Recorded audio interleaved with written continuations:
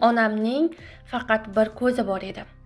Narigi ko'zining o'rni chuqur bo'lib yotar, uni ko'rganimda jirkanib ketardim. Men aynan onamning bir ko'zi yo'qligi sababli tengdoshlarim oldida xijolat chekar, ochig'i undan or qilardim. Otam yoshligimda avtohalokat tufayli o'lib ketgandi. Oilamizni boqish onamning zimmasida edi. U bir maktab oshxonasida ishlardi.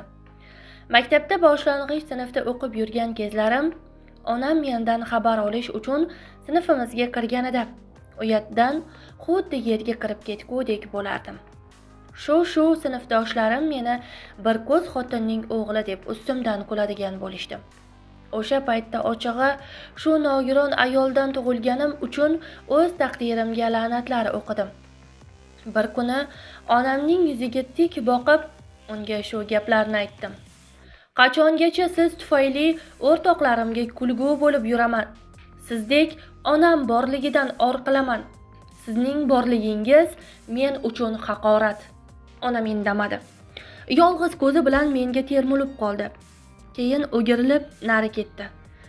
Men o'sha paytda aytgan gaplarimni mulohaza qiladigan holatda emasdim. G'azabdan o'zimni qo'ygani joy topolmasdim. Uning ko'ngli, his-tuyg'ulari meni umuman qiziqtirmasdi. Men u bilan bir uyda turishni istamasdim. Zotan bu uy ham aslida ijaraxona edi. Maktabni bitirganimdan so'ng til o'rganib Singapurga o'qishga ketdim. Bir muddatdan so'ng o'sha yerdan uylandim. Tanish bilishlarimdan qarz olib o'zimga uy sotib oldim.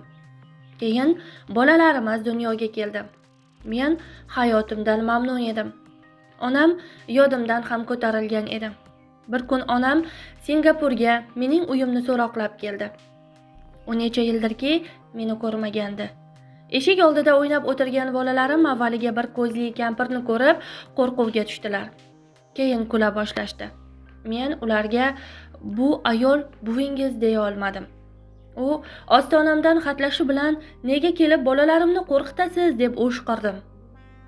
Onam gunohkorona bosh egib, men boshqa uyga kelib qolibman, uzr dedi-yu chiqib ketdi. Oradan yana yillar o'tdi. Bir kun sobiq sinfdoshlarimdan maktub oldim.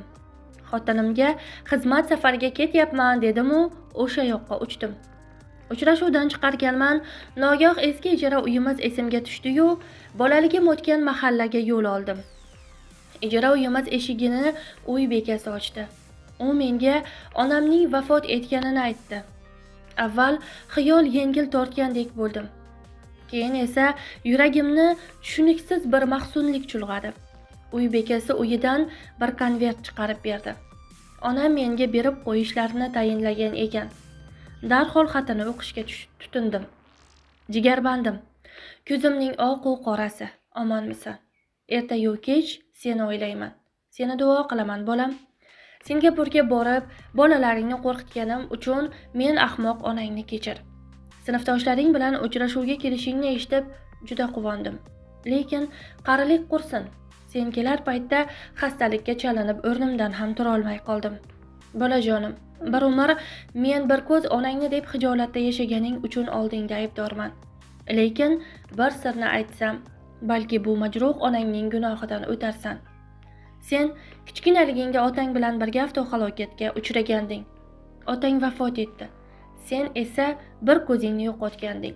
Men bitta bolamning bir ko'z bo'lib o'sishini istamadim. Otangdan qolgan uyni sotib, ijara uyiga ko'chib o'tdim. Uyning pulini jarrohlik amaliyoti xarajatlari uchun to'ladim. Jarrohlar bir ko'zimni o'yib, sening qorachiqlaring o'rniga joylashdi. Xayriyatki, ko'zlarimiz bir xil ekan. Hech kim sening bir ko'zing boshqa bir vujuddan ko'chirilganini sezmasdi. Men shu paytga qadar bolam sen mening ko'zim bilan dunyoni ko'rib yuribsan deya olmadim. Deya olmasdim ham. Sening muvaffaqiyatlaringni eshitib, shu qadar g'ururga to'lardimki, bu olamda men uchun boshqa baxt ham, quvonch ham yo'q edi. Dunyoda bir haqiqat bor. Sen mening o'g'limsan. Menga shu yetadi. Seni jonidan yaxshi ko'ruvchi onang. Azizlar, xulosa o'zingizdan. Yonimizdagi yaqinlarimizni ko'z qorachiqlarimizdek asrashni, yodingizdan chiqarmang. Zero bu dunyo o'tkinchi, foniy. Hammamiz bu dunyoga kelib ketuvchi bir mehmonmiz.